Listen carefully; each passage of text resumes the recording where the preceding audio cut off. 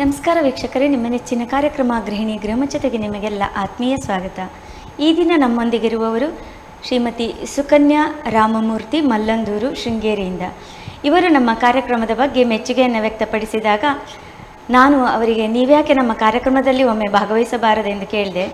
ಅವರು ಅದಕ್ಕೆ ಸಂತೋಷದಿಂದ ಒಪ್ಪಿಕೊಂಡು ಈ ದಿನ ನಮ್ಮೊಂದಿಗೆ ಅವರ ಒಂದು ಅನಿಸಿಕೆಯನ್ನು ಈ ಕಾರ್ಯಕ್ರಮದ ಮೂಲಕ ಹಂಚಿಕೊಳ್ಳಲಿಕ್ಕೆ ಬಂದಿದ್ದಾರೆ. ಸುಕನ್ಯಾ ಅವರೇ, ನಮ್ಮ ಕಾರ್ಯಕ್ರಮಕ್ಕೆ ನಿಮಗೆ ಆತ್ಮೀಯ ಸ್ವಾಗತ. ನಮಸ್ಕಾರ.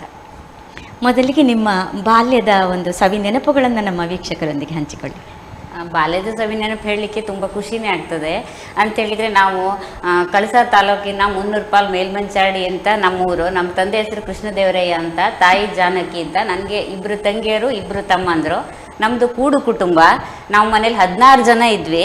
ನಮ್ಮ ಅಜ್ಜ, ಚಿಕ್ಕಪ್ಪಂದ್ರು 2, ಚಿಕ್ಕಮ್ಮಂದರು, ಅವ್ರ ಮಕ್ಕಳು 4 ಜನ ಅಂತ, ಹಂಗೆ ಅಷ್ಟು 16 ಜನನೂ ನಾವು ಮನೇಲಿ ಒಟ್ಟಿಗಿರ್ತಿದ್ವಿ. ಆ ಥರ ಜೀವನ ಈಗ ಎಲ್ಲರಿಗೂ ಸಿಗೋದು ತುಂಬ ವಿರಳ ಅಂತ ಅನ್ಕೊಂತೀನಿ. ತುಂಬ ಖುಷಿಲಿ ನಾನು ನನ್ನ ಬಾಲ್ಯ ಜೀವನನ ಕಳೆದಿದ್ದೀನಿ. ಎಲ್ಲಾದರೂ ಒಟ್ಟಿಗೆ ಕೂತ್ಕೊಂಡು ಊಟ ಮಾಡೋದಿರ್ಬೋದು, ಒಟ್ಟಿಗೆ ಆಟ ಆಡೋದಿರ್ಬೋದು, ಎಲ್ಲಾದರೂ. ಆಮೇಲೆ ನಮ್ಮ ಸ್ವಲ್ಪ ಸಾಂಪ್ರದಾಯಿಕ ಕುಟುಂಬ ಆದ್ರಿಂದ ನಾವು ಅಜ್ಜ ಹೇಳ್ದಂಗೆನ ಕೇಳಬೇಕಿತ್ತು ಮನೆಯಲ್ಲಿ. ಈಗ ಯಾರಾದರೂ ಒಬ್ರು ಮನೆಗೆ ಅತಿಥಿಗಳು ಬಂದರೆ ನಾವು ಎದುರಿಗೆ ಹೋಗಿ ಅವ್ರ ಜೊತೆ ಮಾತಾಡೋಂಗಿರ್ಲಿಲ್ಲ. ಅವ್ರು ಹೇಳಿದರೆ ಒಳಗೆ ಹೋಗಿ ಕುಡಿಯೋಕೆ ಮಾಡ್ಕೊಟ್ಟು ತಕ್ಷಣ ತಂದು ಕೊಟ್ಟು ಒಳಗೆ ಹೋಗ್ಬೇಕಿತ್ತು. ಅವರು ಯಾವ ರೀತಿ ಹೇಳ್ತಾರೆ ಆ ಥರನೇ ಕೇಳಬೇಕಿತ್ತು. ಆದರೆ ನಮ್ಮನ್ನು ಅಷ್ಟೇ ಪ್ರೀತಿಯಿಂದನೂ ನೋಡ್ಕೊಳ್ತಿದ್ರು. ನಮ್ಗೆ ಏನೇನು ಸಂಸ್ಕಾರಗಳನ್ನು ಕಲಿಸ್ಬೇಕು, ಸಂಪ್ರದಾಯ, ಅದನ್ನು ಸಹ ಹೇಳ್ಕೊಡ್ತಿದ್ರು. ಎಲ್ಲರ ಜೊತೆ ಯಾವ ರೀತಿ ಹೊಂದ್ಕೊಂಡು ಹೋಗಬೇಕು ಅನ್ನೋದನ್ನು. ಮತ್ತು ನಮ್ಮ ಈ ಕೂಡು ಕುಟುಂಬದಲ್ಲಿದ್ದರೆ ನಮಗೆ ಅದು ತನ್ನಿಂದ ತಾನಾಗೆ ಬರ್ತದೆ. ಎಲ್ಲರ ಜೊತೆ ಹೊಂದ್ಕೊಂಡು ಹೋಗೋದಂಥದ್ದು ಎಲ್ಲದು ನಮಗೆ ಗೊತ್ತಿಲ್ಲದಂಗೆ ನಾವು ಅದನ್ನು ನಾವು ಕಲ್ತ್ಕೊಳ್ತೀವಿ. ಆ ಥರ ಬರುತ್ತೆ. ಮತ್ತು ನಮ್ಮ ಮನೇಲಿ ನಮ್ಮ ಮನೆಯವರು ಅಷ್ಟೇ 16 ಜನನೂ ಅಲ್ಲದೇನು ನಮ್ಮನೆಗೆ ನೆಂಟರು ಇಷ್ಟರು ಬಂದವರು ಅಥವಾ ನೆಂಟರು ಮಕ್ಕಳೆಲ್ಲ ಓದಕ್ಕೆಲ್ಲ ತುಂಬ ಅವಾಗ ದೂರ ಹೋಗ್ಬೇಕಾಗಿದ್ರೆ ತುಂಬ ಮಕ್ಕಳು ನಮ್ಮ ಮನೇಲಿ ಓದಕ್ಕೆ ಇರ್ತಿದ್ರು. ಅವರು ನಮ್ಮ ಜೊತೆ ಸೇರ್ಕೊಂಡು ಮನೆ ಮಕ್ಳ ಥರ ಎಲ್ಲರೂ, ಅಮ್ಮ ಚಿಕ್ಕಮ್ಮಂದರು ಎಲ್ಲರೂ ನಮ್ಮ ಮನೆ ಮಕ್ಳ ಥರನೇ ಅವರನ್ನು ನೋಡ್ಕೊಳ್ತಿದ್ರು. ಎಲ್ಲರೂ ನಾವು ಒಟ್ಟಿಗೆ ಒಂದೇ ಮನೆಯವ್ರ ಥರ ಎಲ್ಲರೂ ಅಷ್ಟು ಖುಷಿಲಿ ಇರ್ತಿದ್ವಿ. ಮತ್ತು ಆ ಥರ ಇರಬೇಕಾದ್ರೆ ನಮಗೆ ಬಾಲ್ಯದಲ್ಲಿ ಅಂತ ಹೇಳಿದ್ರೆ ನಮ್ಗೆ ಯಾವ ಕೆಲಸ ಅನ್ನೋದು ನಮಗೆ ಗೊತ್ತಿರಲಿಲ್ಲ. ನಾವೇನಿದ್ರು ಅಡುಗೆ ಮನೆಗೆ ಹೋಗಬೇಕು ಅಂದರೆ ಊಟಕ್ಕೆ ಮಾತ್ರ ಹೋಗ್ತಿದ್ವಿ, ಅದನ್ನು ಮುಗಿಸಿ ಹೊರಗಡೆ ಬರ್ತಿದ್ವಿ. ಇನ್ನೇನಾದರೂ ಕೆಲಸ ಇದೆ ಅಂತಂದರೆ ಬೆಳಗ್ಗೆ ಎದ್ದು ಗುಡಿಸಿ ಒರೆಸೋದು, ರಂಗೋಲಿ ಹಾಕೋದು, ಅಷ್ಟೇ ನಮ್ಮ ಕೆಲಸ. ಆಮೇಲೆ ಮನೇಲಿ ಇನ್ನು ಊಟ ಆದಮೇಲೆ ಅಮ್ಮ ಚಿಕ್ಕಮ್ಮಂದ್ರೆ ಊಟ ಬಡಿಸ್ಬೇಕು ಅಂದರೆ ಬಡಿಸಾಯ್ತು, ಹೊರಗಡೆ ಬಂದಾಯ್ತು. ಆ ಥರ ಕಳೆದಿದ್ದೆ. ನಮ್ಮ ಬಾಲ್ಯ ಮಾತ್ರ ನಾವು ತುಂಬ ಚೆನ್ನಾಗಿ ಕಳೆದಿದ್ದೀವಿ ಅಂತ ಹೇಳಕ್ಕೆ ನಂಗೆ ತುಂಬ ಖುಷಿ ಆಗ್ತದೆ.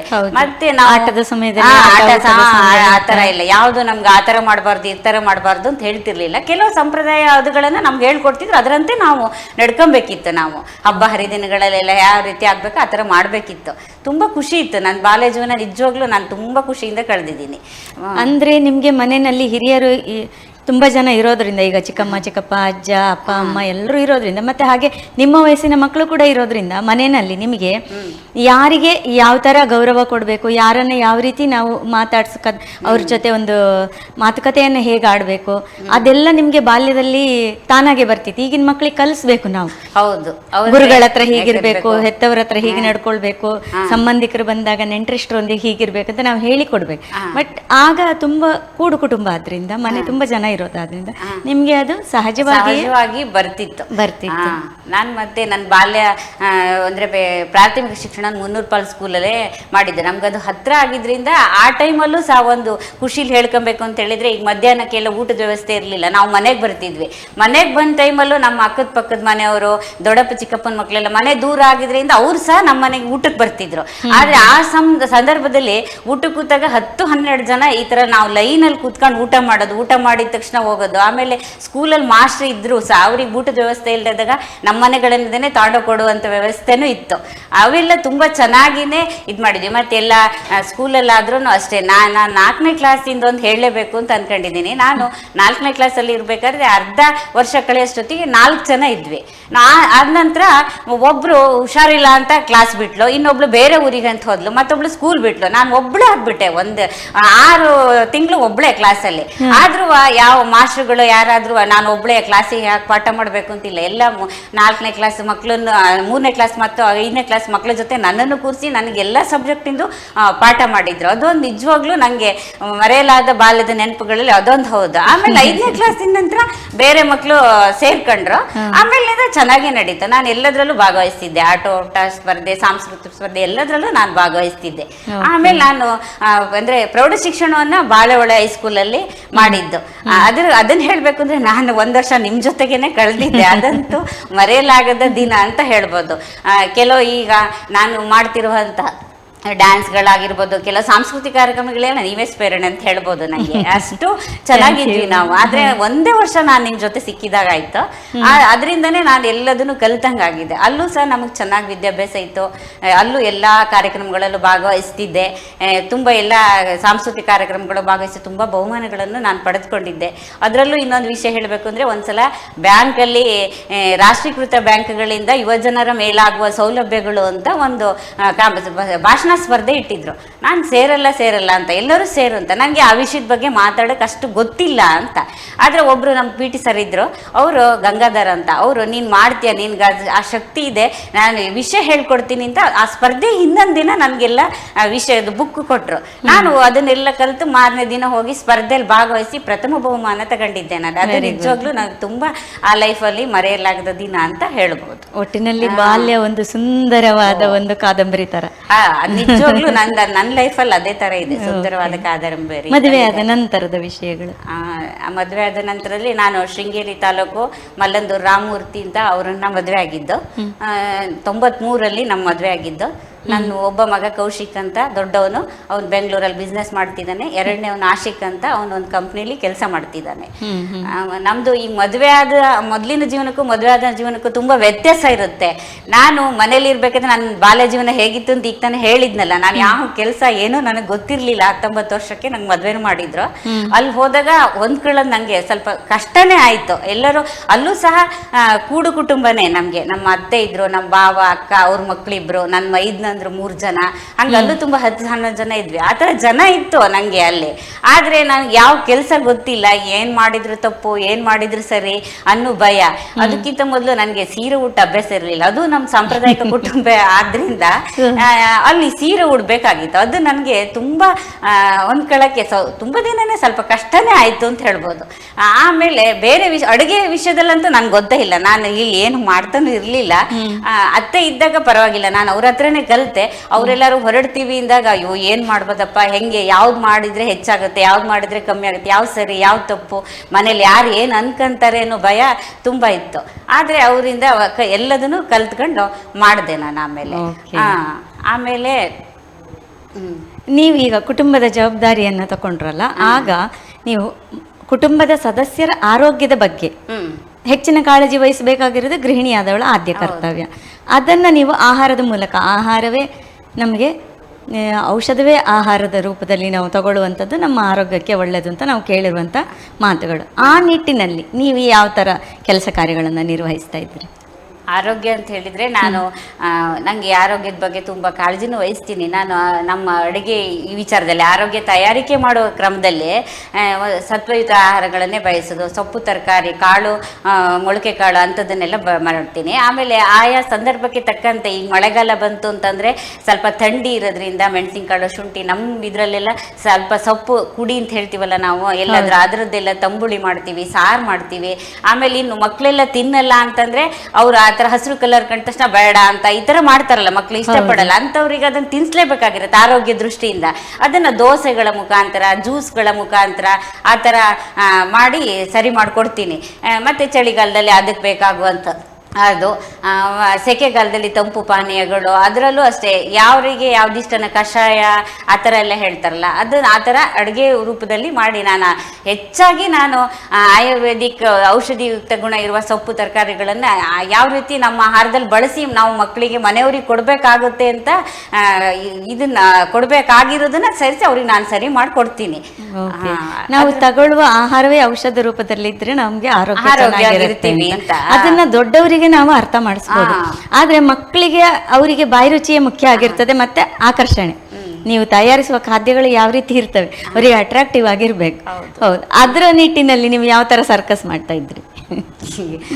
ಅಂದ್ರೆ ಕೆಲವುದೆಲ್ಲ ಮಕ್ಕಳಿಗೆ ಈಗ ಬೈದು ಹೇಳೋದು ಕಷ್ಟ, ಪ್ರೀತಿಯಿಂದ ಹೇಳ್ಬೇಕು. ಈಗ ನಾವು ದೋಸೆಗೆ ಮಾಡ್ಬೇಕಾದ್ರೆ ಅವರಿಗೆ ಒಂದೊಂದು ಕಲರ್ ಬರೀ ಬಿಳಿ ಅಂದ ತಕ್ಷಣ ಅವರು ಅದನ್ನ ಇಷ್ಟಪಡಲ್ಲ. ಅದಕ್ಕೆ ಯಾವ್ದಾದ್ರು ಸೊಪ್ಪು ಹಾಕಿದ್ರೆ ಹಸಿರು ಬರುತ್ತೆ, ತರಕಾರಿಗಳು ಹಾಕಿದ್ರೆ ಬೀಟ್ರೋಟ್ ಹಾಕಿದ್ರೆ ಕಲರ್ ಚೇಂಜ್ ಆಗ್ತದೆ, ಕ್ಯಾರೆಟ್ ಹಾಕಿದ್ರೆ ಆರೆಂಜ್, ಇದು ಬೇರೆ ಬೇರೆ ತರ ಅಂತೇಳಿ ಅವರಿಗೆ ಆ ತರ ತಿನ್ಸ್ಬೇಕಾಗುತ್ತೆ. ಆ ತರದಲ್ಲಿ ಮಾಡ್ತಿದ್ದೆ ನಾನು ಎಲ್ಲರನ್ನು. ಮತ್ತೆ ಅಡಿಗೆ ಮಾಡ್ಬೇಕಾದ್ರೆ ನಾವು ಬರೀ ಆರೋಗ್ಯ ದೃಷ್ಟಿ ಒಂದೇ ನೋಡಿದ್ರೆ ಸಾಲದು, ರುಚಿ ಬೇಕು, ಗುಣಮಟ್ಟ ಬೇಕು. ಮತ್ತೆ ನಾವು ತಯಾರಿಕೆ ಮಾಡುವಲ್ಲಿ ಸ್ವಚ್ಛತೆನೂ ಆರೋಗ್ಯ ಜೊತೆಗೆ ಅಷ್ಟೇ ಮುಖ್ಯ. ನಾವು ಅಡುಗೆ ಮನೆಯೂ ಅಷ್ಟೇ ಕ್ಲೀನ್ ಆಗಿ ಇಟ್ಕೊಳ್ಬೇಕು.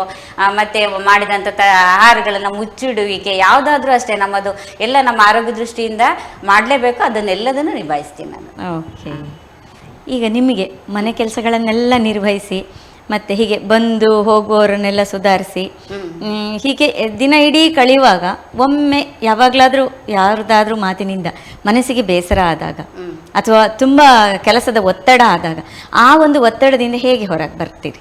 ನಾನು ಅದಕ್ಕೆ ಪರಿಹಾರ ನೀವು ಕಂಡುಕೊಳ್ಳುವಂಥದ್ದು? ಅಂತ ಪರಿಹಾರ ಅಂತಂದ್ರೆ ನಾನು ತುಂಬಾ ಆ ಟೈಮಲ್ಲಿ ದೇವ್ರ ಧ್ಯಾನ ಮಾಡ್ತೀನಿ ಫಸ್ಟು. ಆಮೇಲೆ ನಾನು ಸ್ವಲ್ಪ ಮೌನವಾಗಿರೋಕ್ಕೆ ಇಷ್ಟಪಡ್ತೀನಿ. ಅಂದ್ರೆ ನಾನು ಅದು ಅವ್ರು ಯಾರಾದ್ರೂ ನೋವಾಗ ಹಂಗೆ ಮಾತಾಡಿದ್ರೆ ವಾಪಸ್ ಅವ್ರಿಗೆ ಮಾತಾಡೋಕ್ಕಾಗಲಿ ಹೋಗಲ್ಲ, ಮೌನವಾಗಿದ್ದು ನಾನು ಸರಿ ಮಾಡ್ಕೊಳ್ತೀನಿ. ಮತ್ತು ನನಗೆ ಇಷ್ಟವಾದ ಆ ಟೈಮಲ್ಲಿ ಹಾಡು ಡ್ಯಾನ್ಸ್ಗಳು ಆ ಥರದ್ದೆಲ್ಲ ಹಾಡು ಹೇಳ್ತೀನಿ, ಅದು ಕೇಳಿಸ್ಕೊಳ್ಳೋದು, ಡ್ಯಾನ್ಸಿಂದ ನೋಡೋದು ವಿಡಿಯೋ, ಅಥವಾ ನನಗೆ ಇಷ್ಟವಾದಂಥ ಯಾವುದಾದ್ರೂ ಕತೆಗಳನ್ನು ಓದೋದು ಅಂಥದ್ದನ್ನೆಲ್ಲ ಮಾಡಿ ನಾನು ಅದರಿಂದ ಹೊರಗೆ ಬರ್ತೀನಿ. ನೀವು ನಿಮ್ಮ ಕೆಲಸಕ್ಕೆ ಕುಟುಂಬದವರ ಪ್ರತಿಕ್ರಿಯೆ ಹೇಗಿರ್ತದೆ?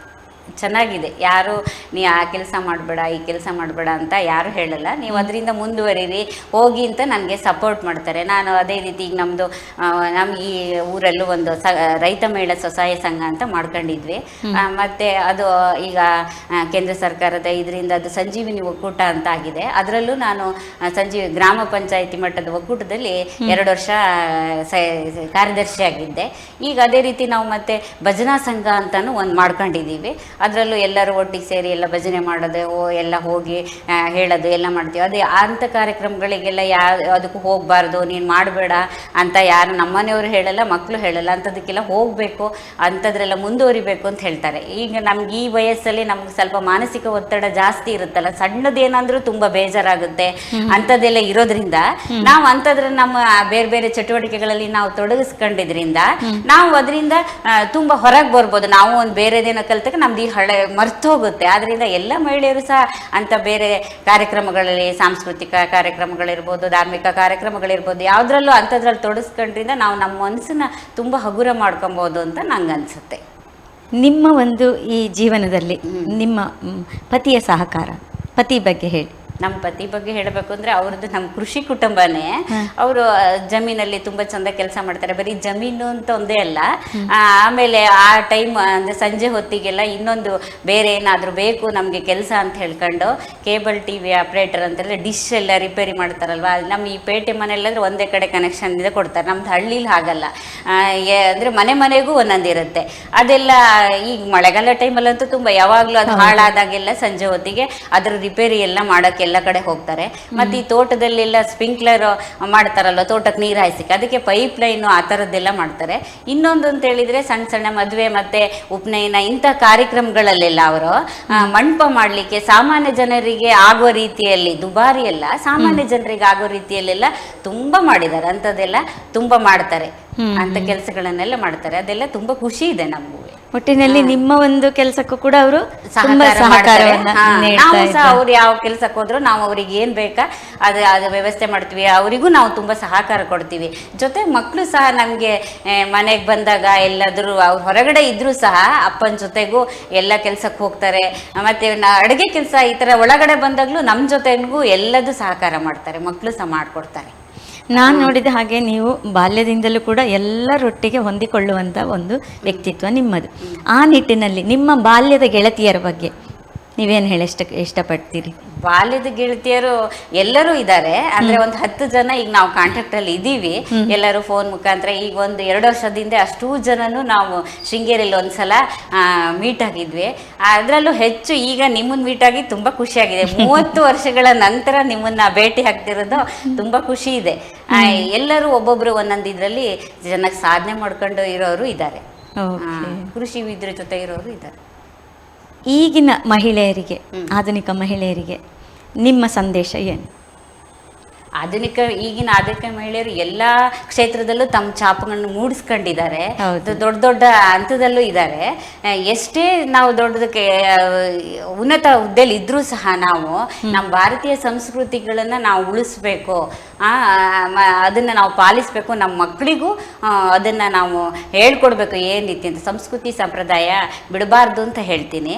ಅದೇ ರೀತಿ ಆಧುನಿಕ ಮಹಿಳೆಯರು ನಾವು ಎಷ್ಟೇ ಮುಂದುವರೆದ್ರು, ಎಷ್ಟೇ ದೊಡ್ಡ ಉನ್ನತ ಹುದ್ದೆಲಿದ್ರು, ಆಸ್ತಿ ಅಂತಸ್ತು ಮಾಡಿದ್ರು ಸಹ ನಮ್ಗದು ಅದೆಲ್ಲದು ನಮ್ದು ಮೂಲ ನಮ್ಮ ತಂದೆ ತಾಯಿನೇ ಆಗಿರ್ತಾರೆ.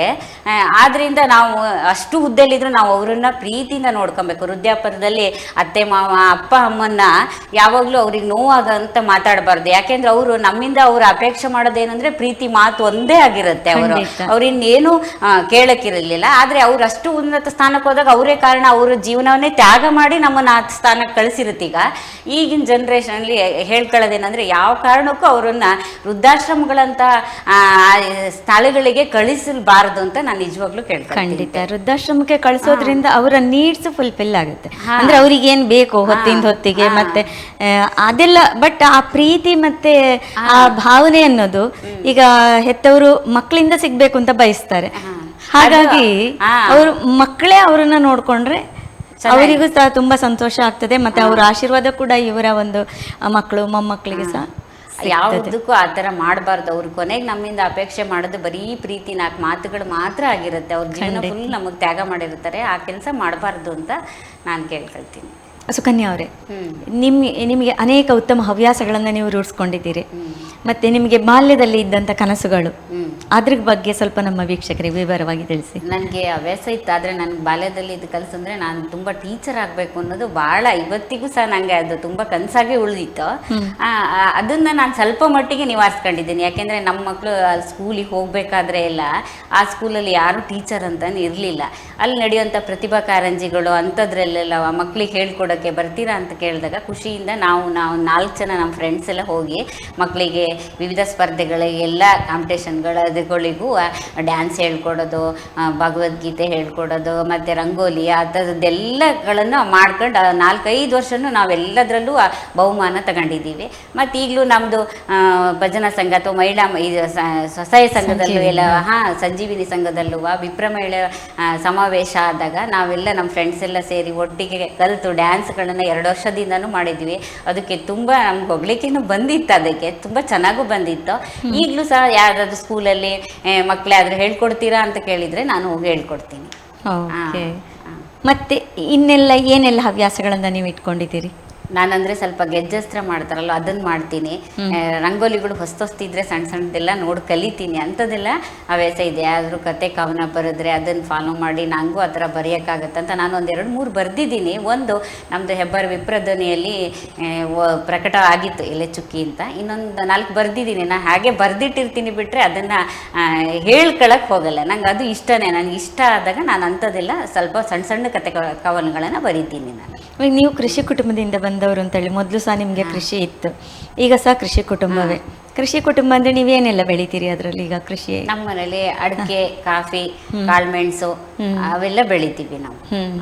ಈಗ ನಿಮ್ಮ ಮಕ್ಕಳಿಗೆ ಕೃಷಿ ಬಗ್ಗೆ ಎಷ್ಟು ಆಸಕ್ತಿ ಇದೆ? ಇಲ್ಲ, ಅವ್ರಿಗೆ ತುಂಬಾನೇ ಆಸಕ್ತಿ ಇದೆ. ಅಂದರೆ ನಮ್ಮ ಮನೆಯವರು ಅವರಿಗೆ ಅಂದರೆ ಅದ್ರ ಬಗ್ಗೆ ಎಲ್ಲ ಅರಿವು ಮೂಡಿಸಿದ್ದಾರೆ. ಮನೇಲಿ ಇದ್ದಾಗ ಮಕ್ಕಳು ಸುಮ್ಮನೆ ಮನೇಲಿ ಯಾಕಿರಬೇಕು, ಅವರಿಗೆ ನಾವು ಕಷ್ಟಪಟ್ಟಿದ್ದೀವಿ ಅವ್ರು ಕಷ್ಟಪಡಬಾರ್ದು ಅಂತ ಆ ಥರ ಇಲ್ಲ. ನಾವು ಮಾಡಿದ ಕೆಲಸ ಅವರು ಮಾಡಿಲಿ, ಅವರು ಕಲಿಬೇಕು. ಮುಂದೆ ಅವರಿಗೆ ಅಂದರೆ ಎಲ್ಲಿ ಹೋದರೂ ಒಂದು ಆತ್ಮವಿಶ್ವಾಸ ಬರಬೇಕು. ಯಾವ ಕೆಲಸನಾದ್ರೂ ನಾನು ಮಾಡ್ತೀನಿ ಅನ್ನೋ ಸ್ಥೈರ್ಯ ಅವ್ರಿಗೆ ಬರಬೇಕು ಅನ್ನೋ ನಿಟ್ಟಿನಲ್ಲಿ ನಮ್ಮನೆ ಮಕ್ಕಳಿಗೆ ಎಲ್ಲ ಕೆಲಸನೂ ಕಲಿಸಿದ್ದಾರೆ. ಅವ್ರು ಮಾಡೋಂಥ ಎಲ್ಲ ಕೆಲಸಗಳನ್ನು ಮಕ್ಕಳು ಮಾಡ್ತಾರೆ. ಈಗ ಅಂದ್ರೆ ಪೇಟೆಲಿ ಬೆಂಗಳೂರಲ್ಲಿ ಇದ್ರು ಸಹ ಮನೆಗೆ ಬಂದ್ರು ಅಪ್ಪನ ಜೊತೆ ಸೇರ್ಕೊಂಡು ಎಲ್ಲ ಕೆಲ್ಸಕ್ಕೂ ಹೋಗ್ತಾರೆ. ಆ ತರ ಮಕ್ಳನ್ನ ಬೆಳೆಸಿದ್ದಾರೆ ಅವರು. Very good.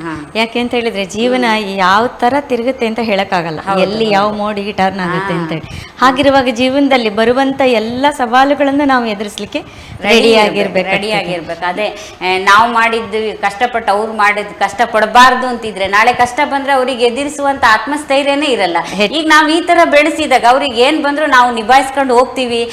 ಒಂದ್ಸಲ ನಮ್ಗೆ ಸೋಲ್ ಬಂದ್ರು ಇನ್ನೊಂದ್ಸಲ ನಾವು ಅದನ್ನ ಸರಿ ಮಾಡ್ಕೊಂಡು ಹೋಗ್ತೀವಿ ಅನ್ನೋ ಸಾಮರ್ಥ್ಯ ಬೇಕು. ಯಾಕೆ ಮಕ್ಳಿಗೆ ಈಗ ಆತರ ಮೆಂಟಾಲಿಟಿನೇ ಕಮ್ಮಿ. ಏನಾದ್ರು ಒಂದು ಆಗಲ್ಲ ಅಂದ ತಕ್ಷಣ ಅವರು ತುಂಬಾ ಬೇರೆ ಕಳ್ಕೊಂಡ್ಬಿಡ್ತಾರೆ. ಆ ತರ ಇರಬಾರ್ದು.